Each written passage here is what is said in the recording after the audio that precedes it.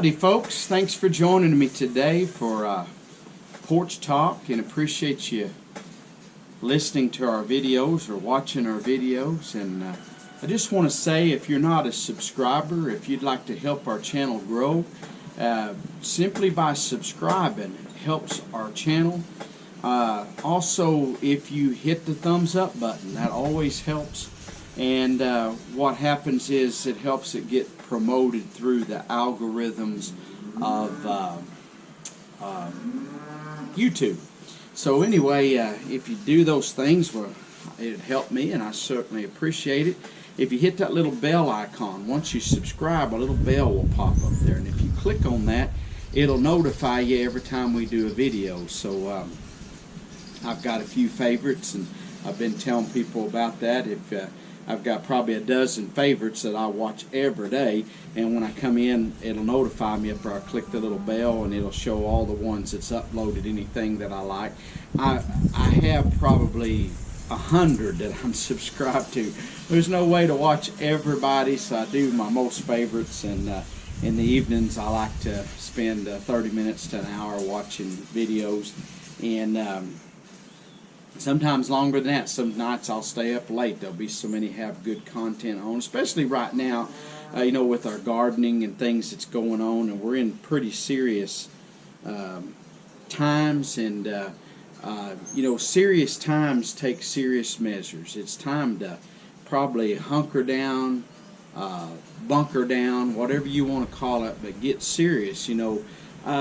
And it's not a doom and gloom scare thing, and every time we turn around they keep adding on to the amount of time that we're going to be in this thing. And frankly folks, nobody knows, only God knows. And folks are getting closer to the Lord, praying, getting close to God, because the Lord's the answer to this thing. And some aren't being able to have church, but they're coming up with creative ways. I have a preacher friend that's having church down here in another town, and he's been coming out on the steps of their church. They're kind of high up, and he comes out there and puts up a sound system.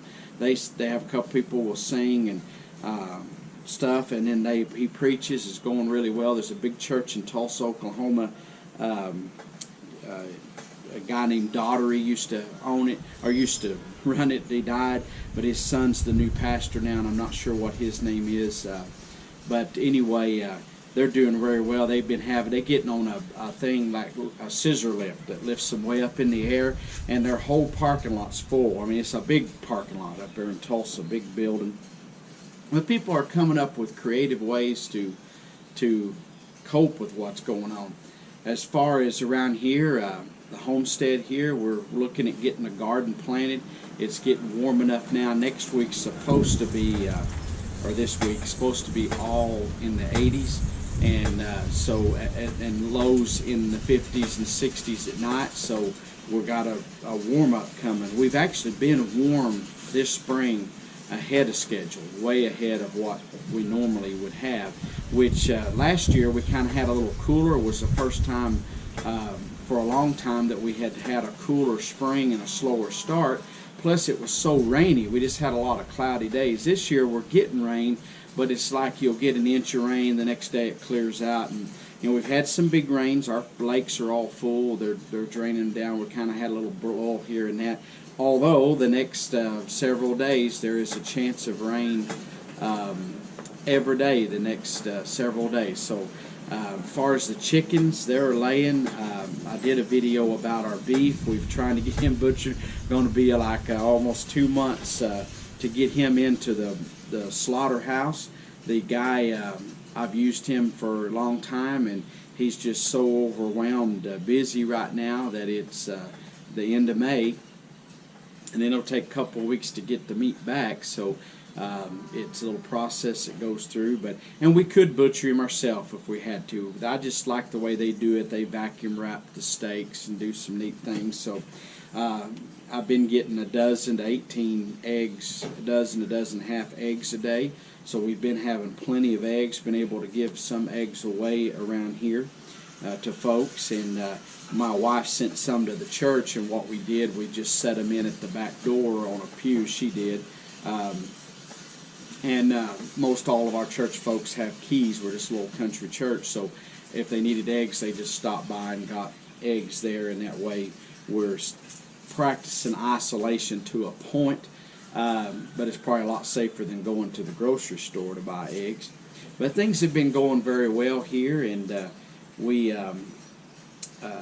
kind of wonder what's ahead, and so it's got me thinking it's time to hunker down, bunker down, whatever we need to do, making me reevaluate even our finances to make sure that we will be able to survive through this time.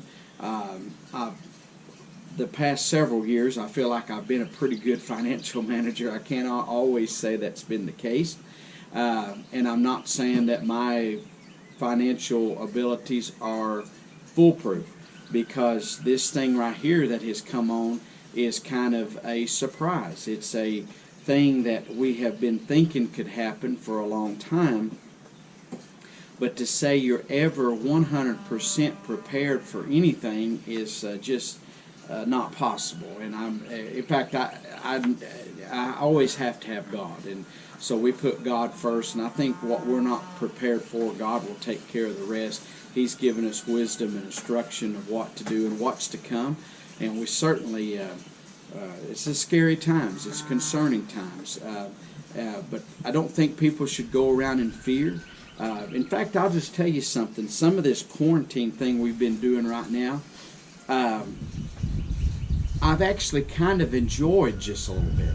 It seems like taking somewhat a break from the hustle and bustle and all the stuff. Yes, I still work for a living. This is my slow time of the year. I've told you before, we do heating and air conditioning, refrigeration, appliance type repair.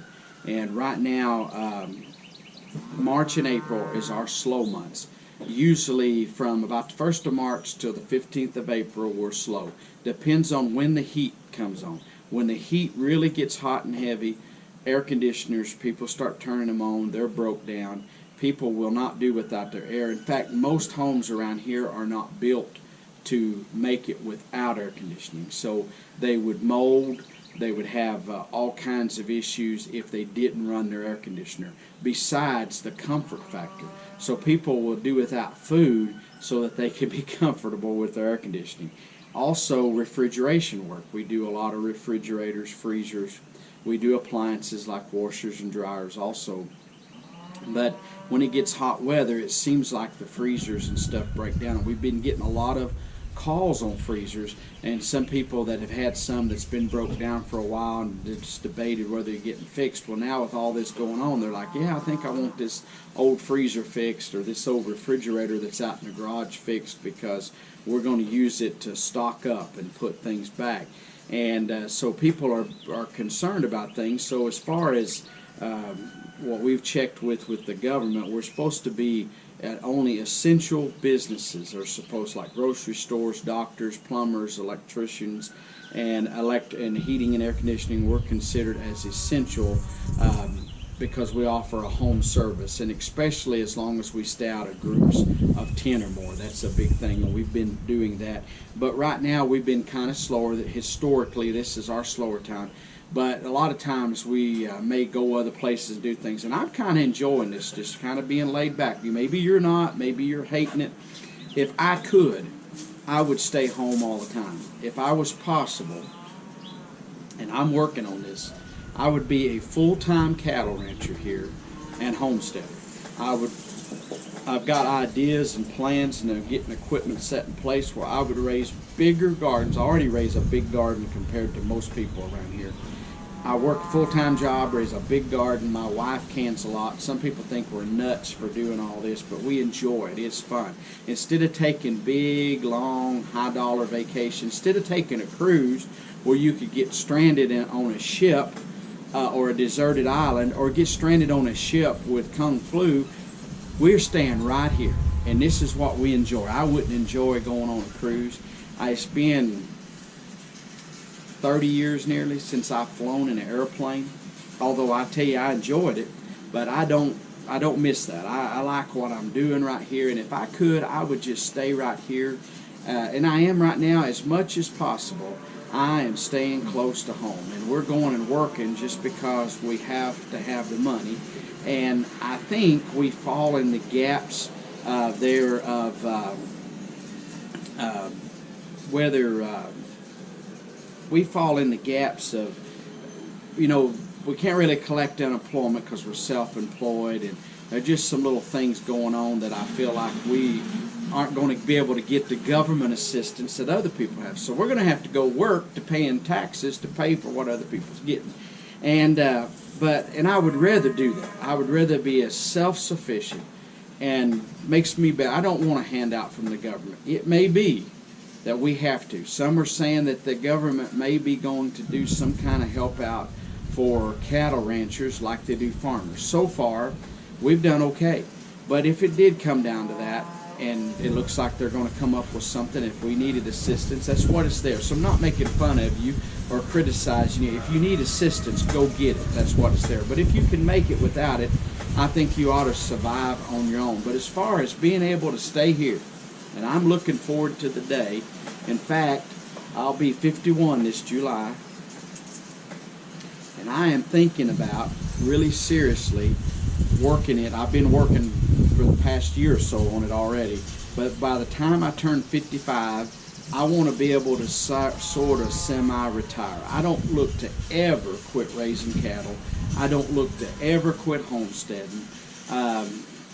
Unless my health fails me or some world unrest happens that we lose everything and have to, I plan to stay right here and continue working this thing till I die. That's my plans.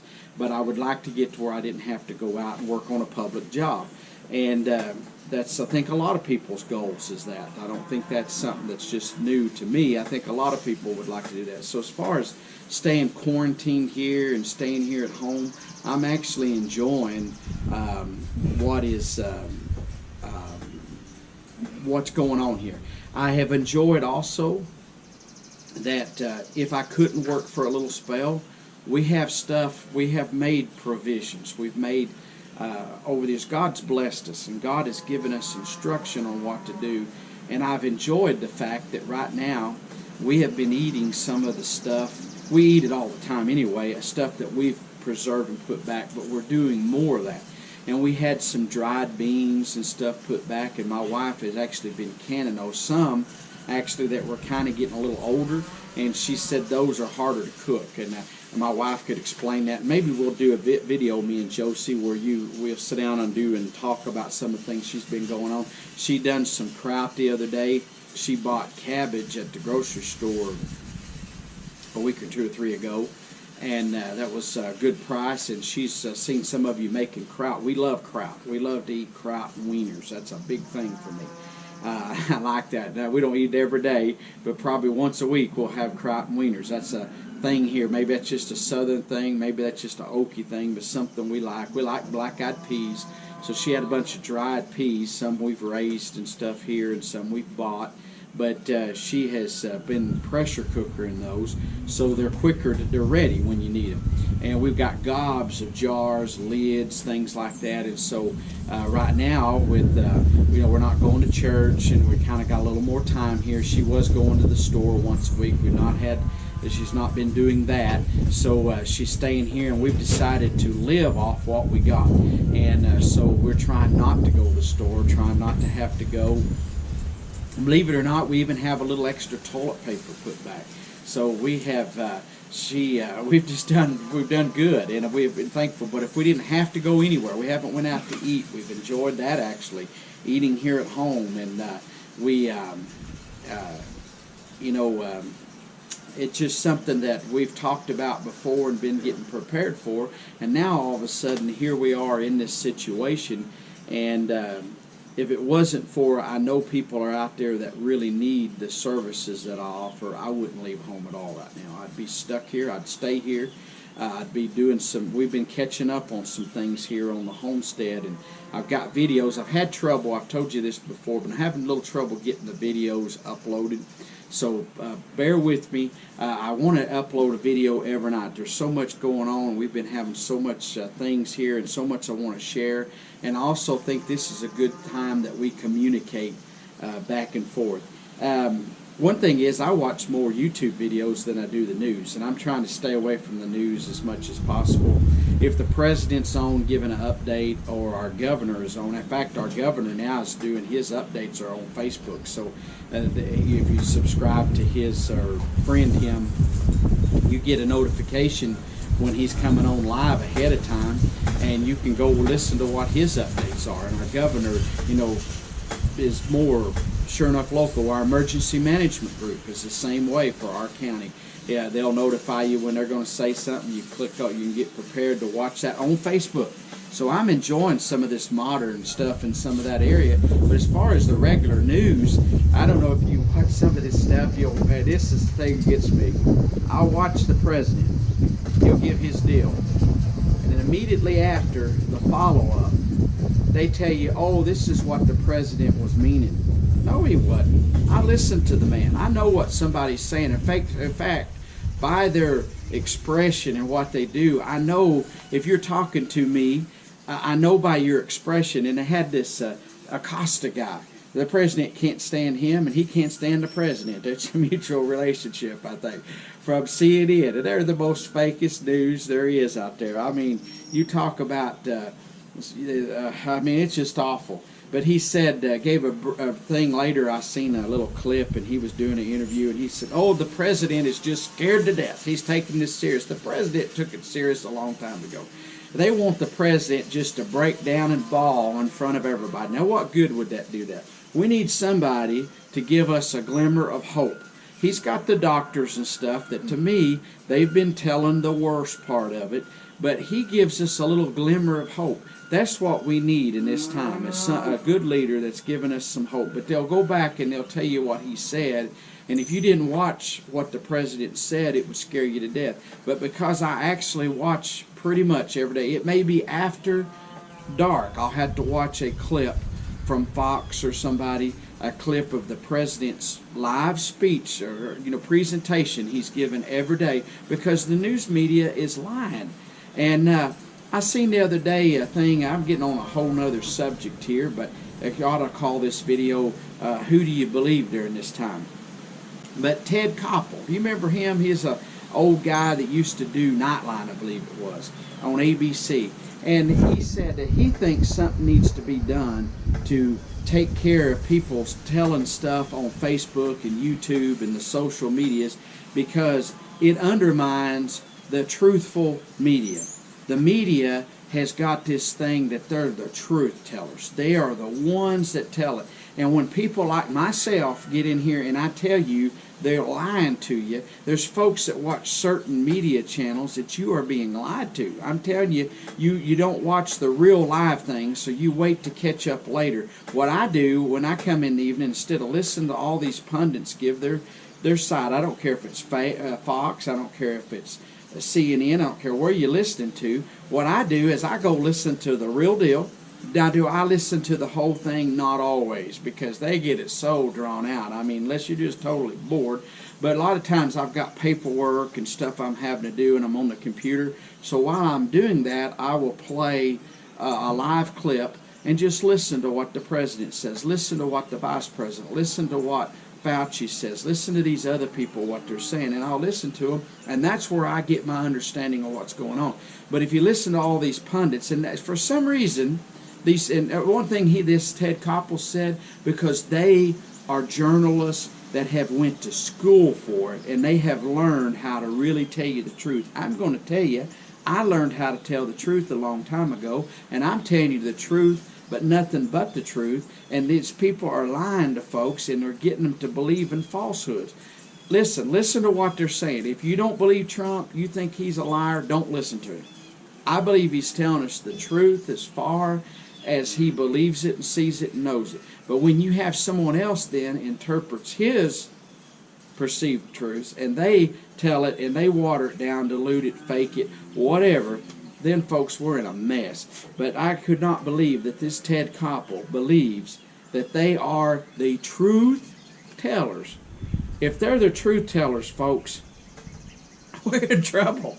They're not. They shape it to fit their narrative. They shape it to fit their political beliefs.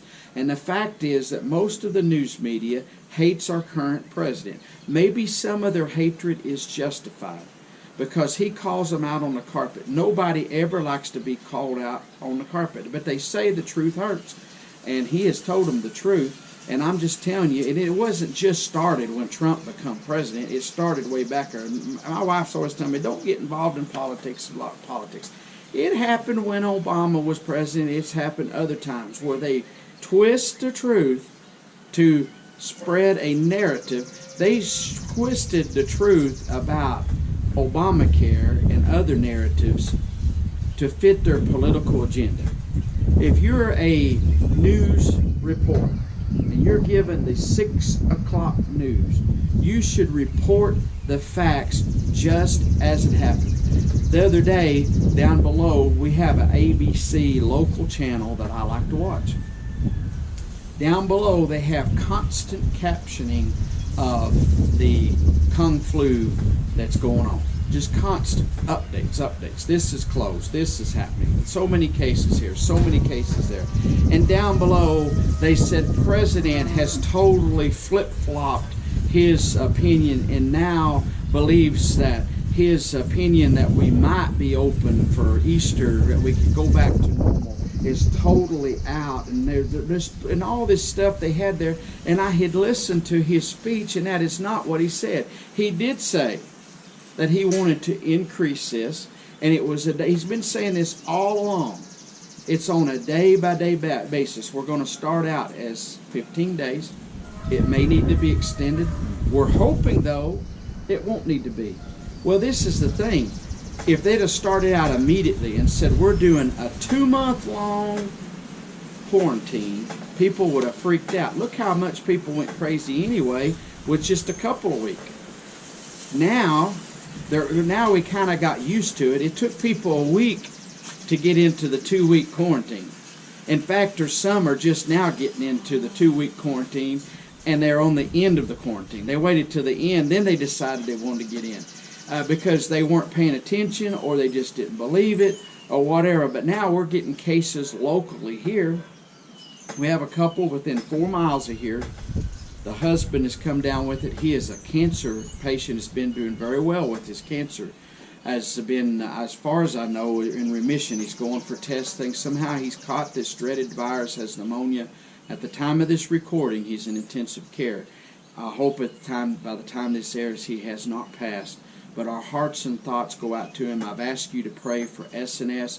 That's their initials. I'm not going to share their name. Somebody did on Facebook. It was very rude what they put out there, and the person, though, I don't think they meant for it to be as rude as it come out, and it was very hurtful to the family, and we're very saddened. I know the people very well, and our hearts go out to them. And if you've got a chance to extra time today, if you'd pray for them, we would greatly appreciate it. The wife is has a crippling disease and is barely able to get around in a wheelchair. She does all kinds of civic activities and responsibilities. Was even on her, well, I'm not going to say, was on one of our boards locally here.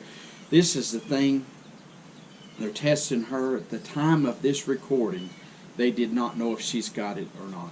So we're praying that she doesn't, because their health conditions are both as such that it would just be devastating. They're around a lot of people. We don't know yet. Nobody knows how they contracted it. I mean, they've been staying here locally. The husband's a farmer, so perhaps out in his dealings around the farm. There's so many different things, and as the news comes out and we find out more, I will share it. But we're really concerned here, because our little town here is like 800-900 people in our city, the little city right here that we're neighboring. We're very rural, and here it is affecting us here. We've got some ideas, and I have shared that on some videos, so I'm not going to get into all that, but be praying for them. But we're in a very concerning time right now, and the fact is, this is affecting even the rural areas. It's a very serious time, and we need some people to tell us the truth. And the news is wanting to shake it up. In fact, sometimes this looks to me like, maybe I'm just one of these conspiracy mongers. If I am, forgive me. But it looks like there's some people want us to fail. They want the economy to die and go down. And they would be willing to pay us going into a deep depression to get rid of Trump. If that is your idea and you're wishing that upon folks, shame on you. Because both sides of the aisle, the left and the right, are going to be affected by this. Both sides, this Kung Flu is a non-discriminative killer. It doesn't look at what political party you are. It kills. And listen, it's affected everybody. And one reason, too, I have been careful about mentioning a whole lot about politics here lately. You might think I'm not. I shared a little thing on Facebook that said if you run out of food and you need to break into a home, go to the old man Bernie supporters because they don't believe in guns. That was just in jest, totally in jest. Let me tell you, I've not shared a lot of political stuff. I have people share stuff with me and want me to share it on, and I have in the past funny stuff. I like funny things. And in either side, it doesn't bother me. If it's something funny about either side, it doesn't bother me to put it out there. But here lately, I've laid that aside a lot because this is more important, our country and our survival right now, than it is politics. So don't get me wrong, I'm still into politics. I'm still going to vote this fall. I'm still going to do my civic responsibility, but we're in a very serious time. But the news media needs to get politics out of it. I realize that you have people that have shows on the news like The View or The Five, or you've got people like Sean Hannity that they are, the way they report and the way they do things, they're not a news reporter. They're giving it slanted to their direction. But actual news reporting needs to be unbiased and just tell the facts as they are without any other narrative. But they're trying, it seems like, to spread things in a light, in a way. And sometimes I actually wonder if they may be overdoing this thing in hopes that it will bring our economy down, because the one thing that our president has been able to tout is a very successful economy. And people have been behind him because their stock portfolios went up, their finances went up, more people was working, people that hadn't worked in a long time were going to work, things were looking good, and now we're going down, down, down, down. Will it stay? I don't believe so. I believe we're going to come back, but it's going to take probably 2 or 3 months to ever get things slowly turned around. We are like a big machine here, and it has took a while to slow us down. We've really been back since the 1st of January. We've been on a slow down because of all that's going on. It's took us a long time to even get in quarantine. Now it's going to take us a while for this big machine. It ain't stopped. It's going to take a while to bring it back. It's going to take us a while to get back in normal. So I think folks need to be hunkering down, getting prepared for the long haul. In fact, I'm going to say this. I believe it will take 2 or 3 years to ever get back to the normal. And what I call normal, getting back to what we just was at the end of 2019. Now, the economy and all that, I could say easily 2 or 3 years to maybe get back to that. We're going to see inflation. We're going to see some folks in bankrupt. We're going to see lives lost. We're going to see some probably suicides happening. And if you know somebody that's down and out, encourage them. If you know someone that was a former drug person and they've now lost their jobs. A lot of people were druggies. They got jobs. They went to work. They're making money. They went in debt and bought homes and cars. And they're having a struggle, a time. Help them. And help them. Encourage them. Pray for them. Pray with them. Do what you can. You know, I realize we're social distancing, but get a hold of those people and encourage them. Alcoholics. Other people that maybe are big, they got businesses, restaurants and things, and they're not able to open right now. Go and encourage others. Do what you can. But we're going to be in this for a long haul. I believe in 2 or 3 months we're going to start really turning around, but it's going to be a long while before we really recover from this, barring any other catastrophes.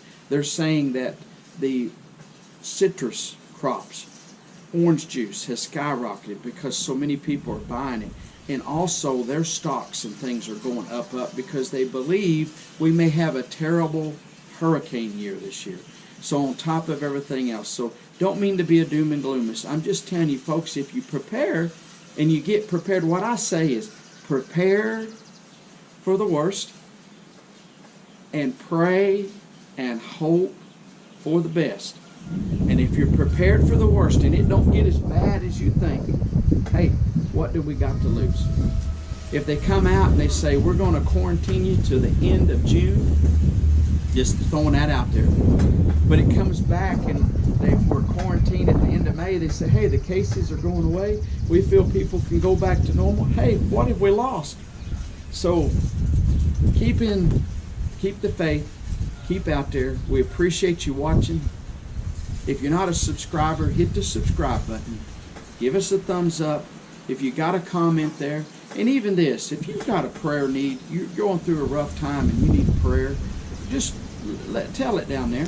And everybody watching the video here, if you see someone has posted a prayer need, pray for them. I will pray for your prayer need.